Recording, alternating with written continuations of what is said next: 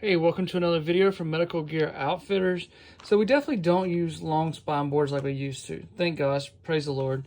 Those are great torture devices. But we still use currently C-collars a lot.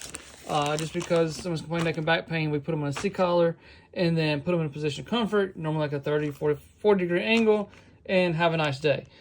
So C-collars still have their place, but there again, like, you don't have to be so concerned about holding C-spine and freaking out. But what I like about this Necklite one is it is soft. So it doesn't have to be a super rigid collar.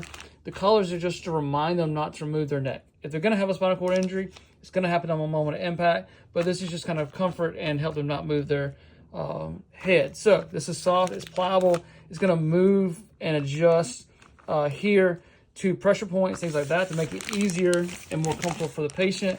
So I like this over the hard plastic ones. It's just a lot softer and creates less pressure points for our patients. So Necklite, we have them at medicalgearoutfitters.com. I'll put a link down below.